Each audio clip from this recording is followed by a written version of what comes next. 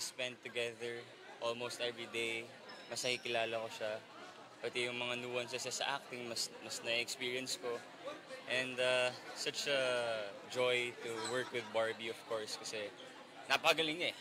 Like yung love niya for acting is contagious. And dati ay madalas akong malate, ngayon hindi na. Dahil kay Barbie. Kasi nagagalit siya sa akin. So I think kasi next ko na mga teleserye or movie, kung hindi ko man siya kasama, hindi na rin ako late. Hindi ko natanong si Jack kasi I feel like maintindihan naman niya yung situation. Like knowing him, he is smart and smart enough na maintindihan. And taga-showbiz din siya, so I don't think it's gonna be a problem naman.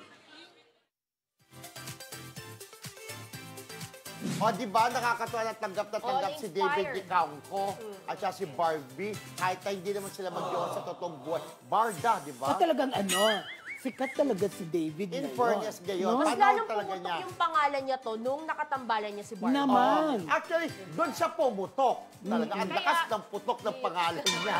Ng pangalan niya, wala kang sinasabi. Dahil mabango yun, nakikita ko ng person, mabango, masarap. Diba? Masarap yung amoy. Masarap? Yung pabango niya, ang amoy, ang sarap amoyin. Ganon.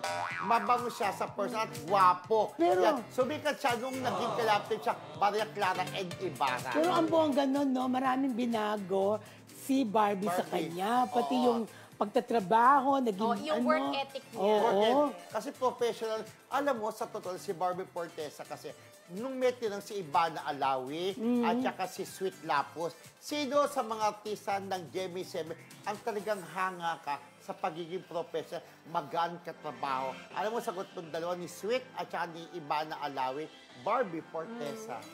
Barbie sabi, professional, kahit sikat na si Barbie Fortesa. Congratulations, Barda. Diba? At yung maganda yun, ginaganahan sa pagtatrabaho si David. Diba?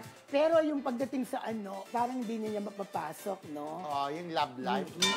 Pero kung maghiwalay yung dalawa. Kasi may boyfriend, open naman Kung todo sila si Jack. Si Jack Roberto. Hindi, Jack naman tama. Jack. Jack Bar. Versus Barda. Versus Barda. Jack o Jack Kasi Bar. nga, di ba, Tito, meron nga ngayon nagtitrending, di ba, yung anti-silos daw. Anti-silos. So, parang binabasbasan ngayon ni So, parang maraming program na. Dahil nga, sobrang parang hindi tinatabla ng selos itong si Pero Jack Roberto. ako nararamdaman ko, may series factor kahit pa paano, di ba? Dinadandala niya sa kahit na trabaho lang, Tito, kahit trabaho lang yun. Oo, pwede naman. Pero, gaya ng sabi ng kaibigan natin si Bida, hindi rin kaya may bas-bas ng GMA7 na kung bakit yung pabayaan mo ng love team. Pero, yun nga, ito lang talaga ang love team na tinanggap ng mga tagahanga kahit na may karelasyon na iba, si Barbie. Diba? 2021 nanalo po si David Licauco sa amin sa Star Awards ni Rodel Fernando. Star Awards for Movies Best New. Naniwala. Talo kong 1,000 ha. Alam mo na. Dabihan mo akong bibingka.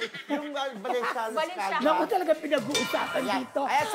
Birthday po na aming kaibigan si Roldan Castro next week. Kaya meron po kami celebration dito to Wednesday. On Wednesday. Birthday po ni Roldan sa 17. At birthday today ni Benny Andaya. Happy birthday, Benny Andaya. Ang ating Kamarisol. Yes, ang aming editor kasama dito sa Marisol Academy na si Roldan Trias Castro. At aming wala editor. pa kayong event to nagpapa-take out ka na eh.